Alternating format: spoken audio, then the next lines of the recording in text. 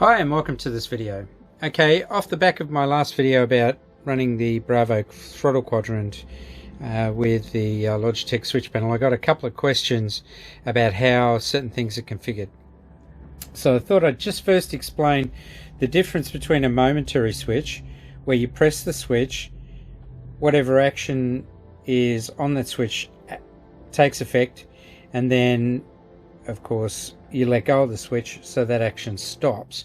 It's like putting the flaps down this way. It acts one way and then it goes back to neutral.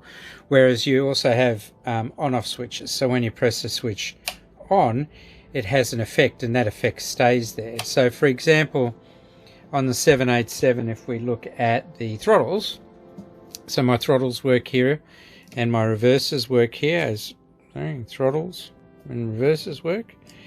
But also, if you look, my switches here, when you look at the run cutoff down here, sorry for putting that across there, but the run cutoff here, you'll see that they animate as well, which is quite good, because that's what you're operating. As you'll see later on in the 747, that doesn't work. It activates other switches, and they're still assigned exactly the same way. So if we look up at the roof to start off with, to start the aircraft, of course we need the APU. So if we press the APU, we'll see that the APU will start up here.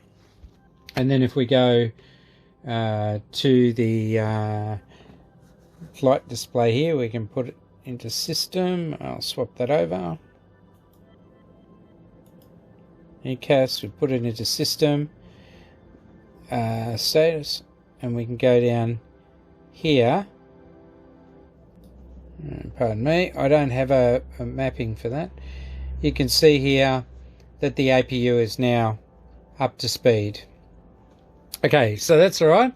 So we now have our APU up to speed. We can focus on starting our engines. Okay, so we'll turn that back there, put the ECAS on here, so we get our engines here. So now, what I do is, that's running, I press start of 1, and you'll see that the up on the screen here, the N2, and then when it reaches the appropriate point, which I think is N1.2, so you're looking for N1.2, there's point 2, I now trigger the fuel, and so down on the throttle, the left-hand engine there has gone to run. And if we have a look back at the main screen there, we can see that the engine is now spooling up slowly. I think I can get a view. Yeah, so there you go. So now you can see the engine is spooling up slowly, and that's how you start it. So when you land and you get in there, you just start your APU again. And you want to stop your engines. You just hit fuel cutoff and the engine slowly spools down. Okay, and that works for all the other aircraft I've tested on so far. So the TBM 930 also works that way, and also the Citation, which I fly, the C500.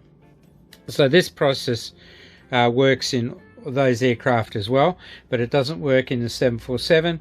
Let me take you to the 747 and show you now. Actually, before I do that, I'll show you how they're assigned, because you might want to know how they're actually assigned and what to tell, or how to tell. So when you're in your Bravo throttle quadrant, I have this J2 profile, which is a Jet 2, but I also have the Jet 4 profile. So I can click on search for input here, and I can flick the switch down, and now it shows me that it's you can see it's set engine master 1 and set engine fuel valve 1, and you can see that they trigger on and off as I flick that switch.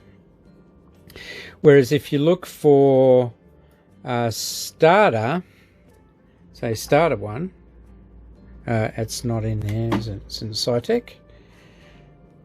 If I switch to Cytec and I search by input there, and I press the press that down there, it brings up this. So set starter 1, toggle starter 1. So that's how I have that.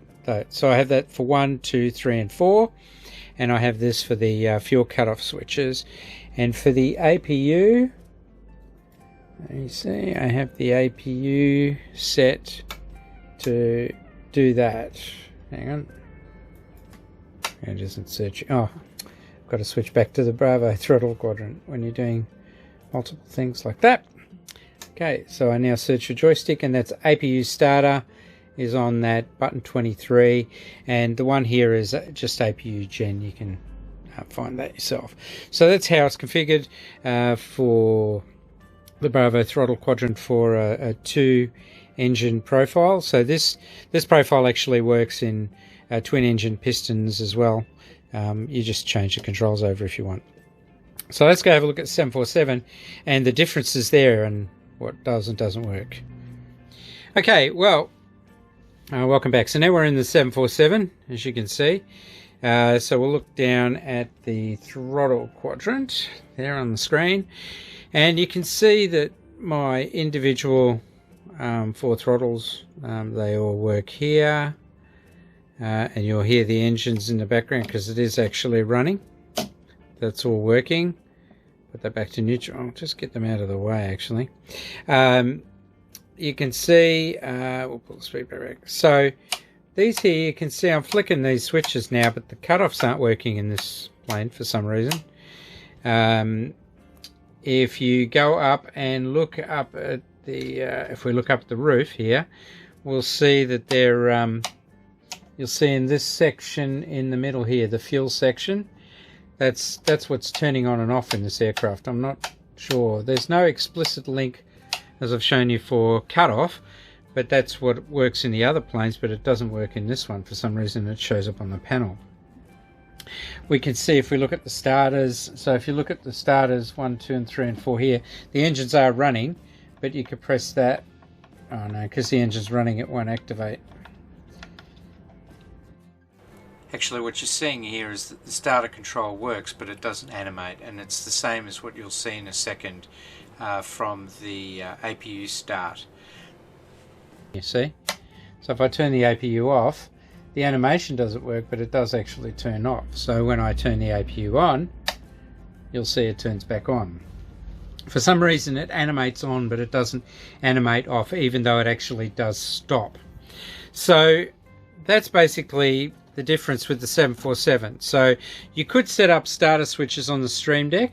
If you have a hotlink on your keyboard, you can assign that hotlink to a key on your Stream Deck. Watch my other video on that, and if you think that'll work for you, have a great day.